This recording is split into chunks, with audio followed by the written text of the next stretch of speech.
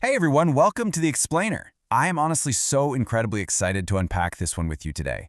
We are looking at a massive analytical compendium on modern football, and we're going to break down exactly how this chaotic, sometimes literally violent, village folk game evolved into the multi-billion-dollar, global, data-driven machine we know today. Seriously, if you love the beautiful game, you are going to see it in a completely new light by the end of this. Okay, let's dive into this. Here is our roadmap. First, from chaos to codification. Then, the modern tactical engine. Next, the data and science revolution. And finally, the future of football. Right, part one, from chaos to codification. Now, long before standardized rules, multi-million-dollar contracts, or perfectly manicured grass, football was just a chaotic, communal pastime. You can trace the roots back incredibly far. We're talking 2500 BCE with ancient Chinese military training games like Cuju, and later the Roman game Harpastum, which was notoriously rough.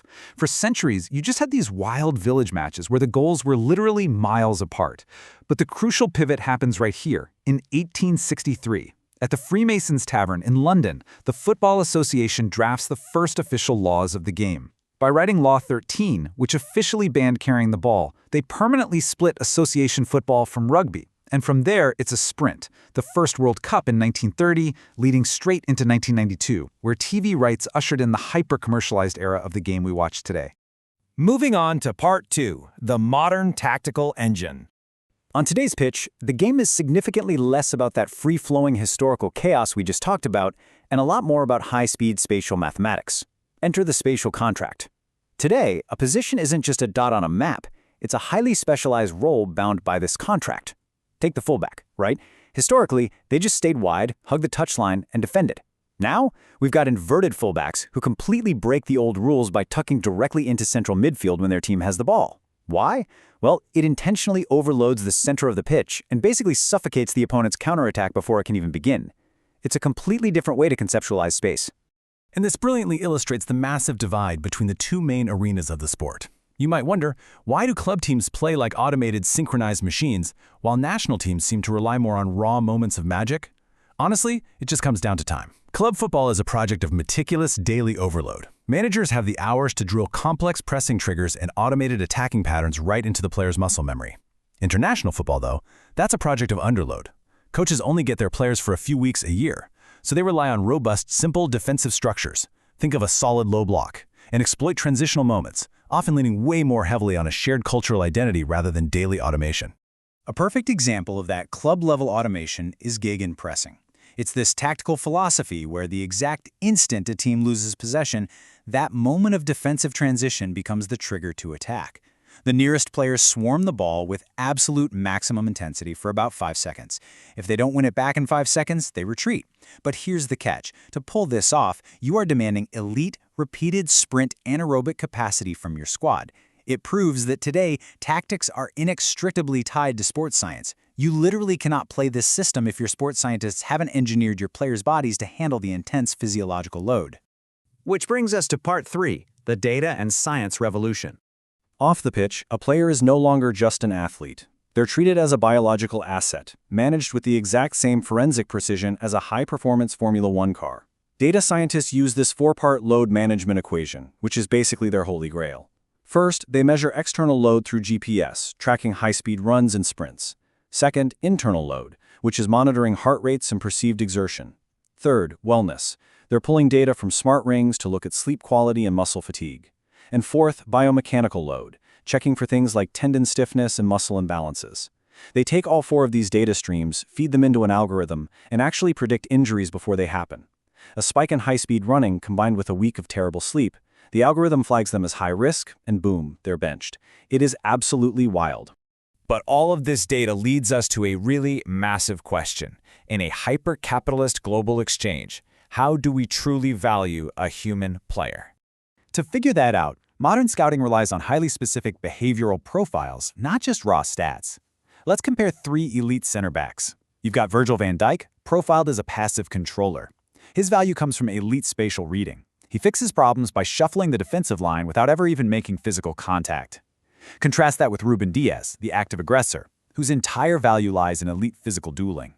And then you have Ronald Adaro, the recovery athlete, whose superpower is raw recovery pace, essentially acting as a human safety net for a team playing a dangerously high defensive line.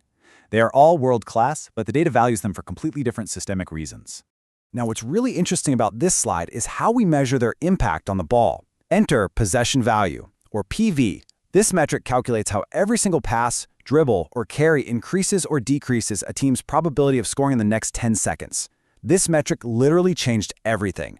Why? Because historically, strikers got all the glory, right? But with PV, a defender's 80-yard line-breaking pass through 3 midfielders can be mathematically valued just as highly as a striker's shot on goal. It finally maps the true undeniable value of build-up play. And speaking of shots on goal, we absolutely cannot talk about data without bringing up expected goals, or XG. This assigns a value from 0 to 1 to every single shot based on historical probability. So why does this matter for you? Well, understanding XG variance empowers you to watch your next game through a totally new lens. If your favorite striker has a high XG but low actual goals over a few games, you now know they aren't necessarily playing terribly. They might just be a victim of statistical variance. They're just unlucky. The data proves the chances are good, and the finishes will eventually follow. But of course, all this beautiful on-field play and cutting-edge data slams right into a very hard reality: 70%. Under UEFA's financial sustainability regulations, clubs are strictly limited to spending 70% of their revenue on squad costs. So you have this incredibly pure, scientific pursuit of on-pitch perfection directly juxtaposed with the absolute dark arts of creative accounting. I mean, we're seeing clubs hand out unprecedented 8-year contracts just to amortize transfer fees on the books and stay under the 70% cap. It is a hilarious and fascinating clash of sports science and high finance. Let's jump to part 4, the future of football. We're going to ramp up the pace here and look at predictive models for the next 50 years. By 2040, experts predict we'll enter the cyborg era. AI assistant coaches will be mandatory. They'll be actively analyzing skeletal tracking data in real time and literally whispering into a human manager's ear that an opponent's counterpress reaction time just dropped by a fraction of a second. We'll see biometric thresholds take over player safety too. Imagine smart mouthguards with accelerometers enforcing mandatory concussion substitutions, completely removing human error from the medical process. And the transfer market? It's going to be so data efficient that AI algorithms will accurately predict the full career trajectories of 16-year-olds before they even sign a professional contract. No pressure, right? Pushing even further out to 2070, we enter the post-human game. We're talking neuroathletic training using theta-wave headsets to program complex motor skills directly into a player's brain. It completely compresses the old 10,000-hour rule. We might see spectral leagues where a superstar's holographic avatar plays matches simultaneously around the world. And most radically, to accommodate a generation of genetically engineered super athletes who can cover the entire pitch in 8 seconds, lawmakers might have to completely abolish the offside rule, stretching the game into this chaotic, high-scoring spectacle.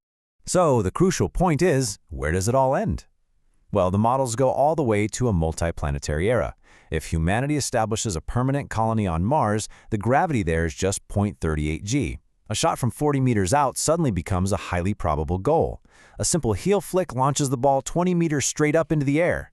Just think of the absolute logistical nightmare this creates for FIFA trying to mandate inter-system rules for a universal Club World Cup. The biological and physical disparities would be absolutely wild. Which leaves us with this final, provocative thought. From muddy village games with pig bladders to a future dictated by algorithms, spectral holograms, and Martian gravity, can the unscripted, beautiful, human soul of this sport actually survive its own impending era of scientific perfection? Will the chaotic drama outlive the data? I'll leave you to ponder that one the next time you watch a match. Thank you so much for learning with me today.